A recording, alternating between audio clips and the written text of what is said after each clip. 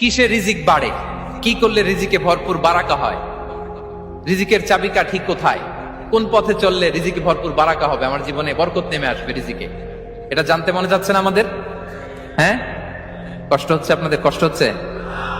তাহলে কি করলে রিজিকে ভরপুর বারাকা হয়, কি করলে আমার জীবনে ভরপুর বারাকা নেমে আসে, এই পয়েন্টটাতে আমরা একটু আলোকপাত করি। যেসব কাজ করলে আমাদের জীবনে রিজিকে আসমানি বারাকা নেমে আসবে, আমাদের রিজিকে আসমানি বারাকা নেমে আসুক, আমরা চাই কি চাই না? সবাই আমরা চাই নিশ্চয়ই। যে কাজ করলে রিজিকে আসমানি বারাকা আসে, এর এক নম্বর হচ্ছে তাকওয়াল্লাহ, আল্লাহর ভয়। আল্লাহ তাআলা বলছেন, ওয়া মাইয়াত্তাকিল্লাহা ইয়াজআল লাহু মাখরাজা ওয়া ইয়ারযুকহু মিন হাইসু লা ইয়াহতাসিব। যে আল্লাহকে ভয় করে, যে আল্লাহ সচেতন, আল্লাহ তাকে মাখরাজ, মাখরাজ মানে কি জানেন? ওই যে এক্সিট লেখা না এদিকে, এই এক্সিটকে আরবিতে বলে মাখরাজ, মানে কোথাও আটকাবেন না, বের হওয়ার রাস্তা আছে, কোথাও আটকাবেন না, বের হওয়ার রাস্তা আল্লাহ তাআলা অ্যারেঞ্জ করে দিবেন। You will have the way out from crisis.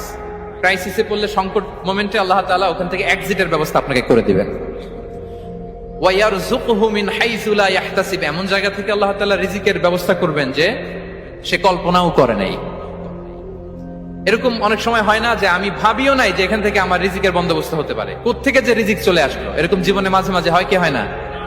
ব্যবস্থা করেন কে?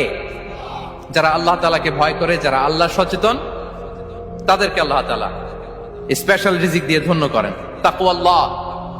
পুরো কোরআনের মূল শিক্ষা কি, পুরো ইসলামের এসেন্স কি, জিস্ট কি, সারাংশ কি, যদি আমাকে জিজ্ঞেস করা হয় আমি বলবো তাকওয়াল্লাহ, আল্লাহর ভয়, আল্লাহর সচেতনতা।